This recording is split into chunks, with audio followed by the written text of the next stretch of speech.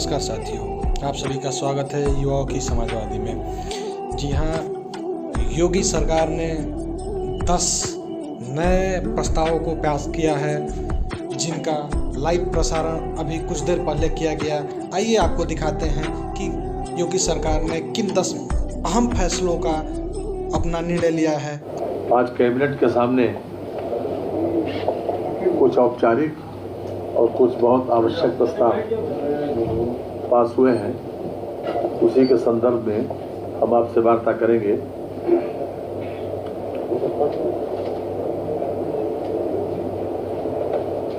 अभी तक हम HPLC टोटल प्रस्ताव 10 पास हुए, 10 आए, इसमें से एक डिफर हुआ, 9 पास हुए।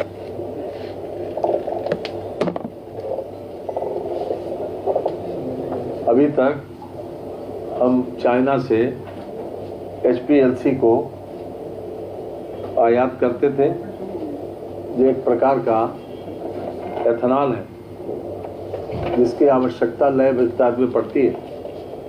अब हमने तय किया है आज के कैबिनेट के माध्यम से कि हम लगभग 10 लाख लीटर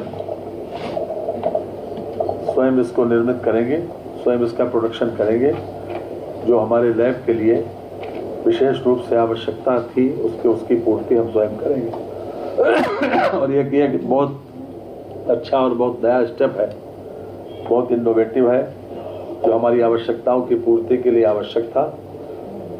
इसके लिए आज कैबिनेट ने अनुमति दे दी। इसके साथ विधानसभा के सत्र में जो समय समय के ऊपर असरकारी प्रस्ताव आते हैं, चाहे वो संकल्प हो, कोई विधेयक हो या कोई अन्य प्रस्ताव, उसके लिए एक समिति की अनुमति दी है मुख्यमंत्री जी ने मेरी अध्यक्षता में। वो समिति में माननीय सदस्य हैं श्रीमती बेबी रानी मौर्य, श्री जयवीर सिंह जी, श्री धर्मपाल जी, ये लोग उसके सदस्य बनाए गए हैं। इसके अतिरिक्त 2 प्रस्तावों पर हम अपने साथियों से अनुरोध करेंगे कि वो आपके सामने अपने विचार रखेंगे।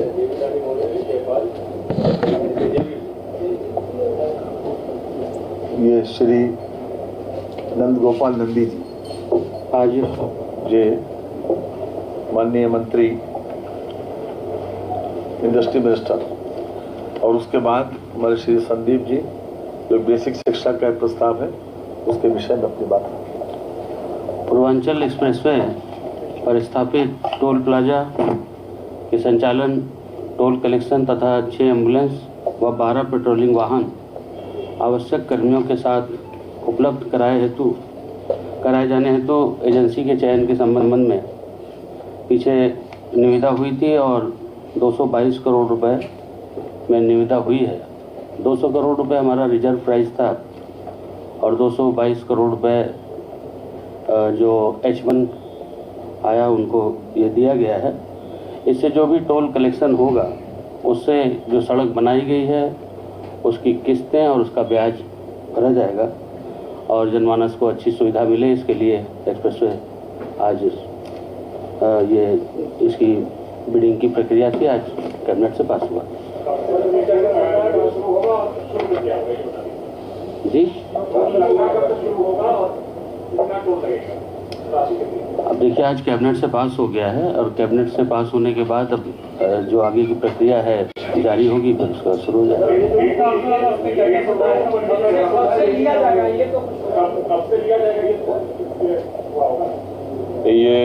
ये आज सेंक्शन हुआ है, इसकी अभी अप्रूवल जारी होगी। अभी कॉन्ट्रैक्ट वगैरह फॉर्मेशन होगा, जैसे जल्दी से जल्दी संभव है होगा।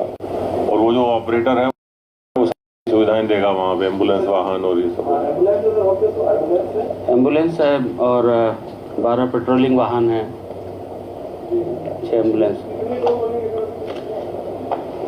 टोल प्लाजा बने हुए हैं 2, दरें भी नोटिफाई होंगी, वो नोटिफाई कर देंगे।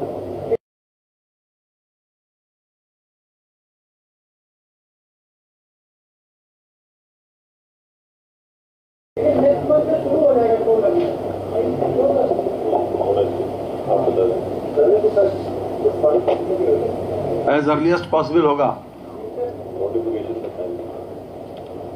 यस करिए।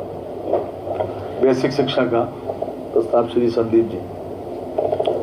बेसिक शिक्षा विभाग में अंशकालिक हमारे जो अनुदेशक हैं इनका मानदेय बढ़ाने का प्रस्ताव आज रखा गया था और लगभग जो हमारे 27,555 अंशकालिक अनुदेशक हैं जो 7,000 रुपये प्रति माह जिनको अभी सरकार के द्वारा दिया जाता था इसको बढ़ा करके 2,000 रुपये और करके 9,000 रुपये प्रति माह हमारे जितने भी अंशकालिक अनुदेशक हैं इन सब लोगों को मानदेय देने का प्रस्ताव आज पारित किया गया है।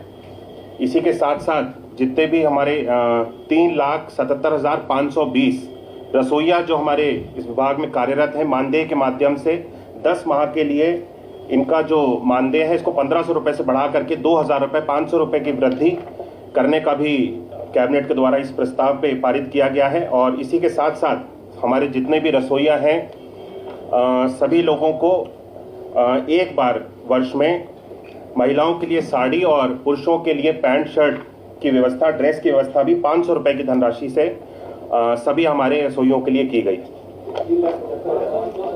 3,77,520 रसोइयों के लिए और 27,555 अंशकालिक अनुदेशकों के मानदेय को बढ़ाने का है।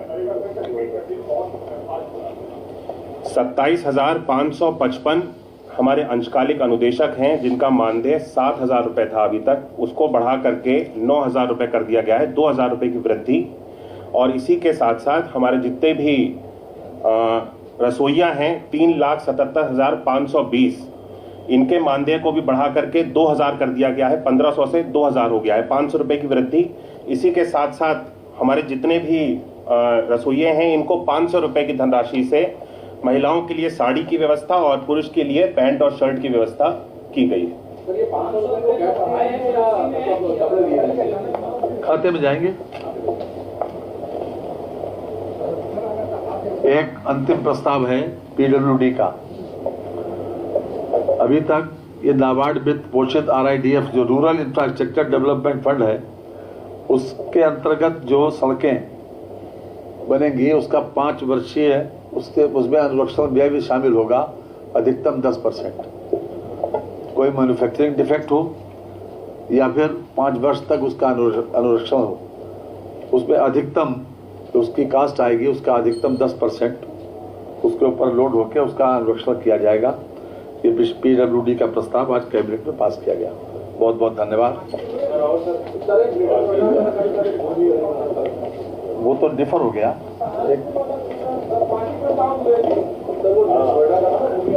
हाँ, भूमि अधिग्रहण वाला वो पास हो गया है, उसमें हम लोगों ने छूट दी है जो 10% किसानों को देना था राजस्व, उसमें छूट दे दी है। बाकी फॉर्मल है, बाकी औपचारिक है, आपको बता दिए। बाकी फॉर्मल रूटीन एक प्रस्ताव जो है PGI के सामने एक लैंड जो खास तौर से तीमारदारों के लिए भवन बनने के लिए विभाग को ट्रांसफर हुई है जी, चिकित्सा शिक्षा विभाग को। ये संजय गांधी में बहुत से लोग जो बीमार आते हैं उनके संग जो तीमारदार आते हैं उसमें उनके लिए विभाग को ये ट्रांसफर हुई है। ये जमीन ये 5,393 वर्ग मीटर 5,393 वर्ग मीटर है जी। ये पहले थी सिंचाई विभाग की, पहले सिंचाई विभाग की मेरी जानकारी नहीं। टोल नोटिफाई होगा, अभी आपको सूचित हो जाएगा। हाँ, नोटिफाई जो आप उधर लगा वो वही होगा।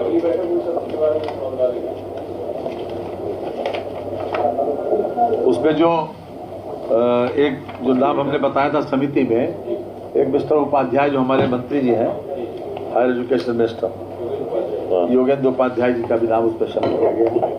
Thank you very much. Thank you. अगली बैठक में आचार संहिता बताई दी। आचार संहिता। आगे के कार्यक्रम सरकार जनता के द्वारा सरकार और कमिश्नरों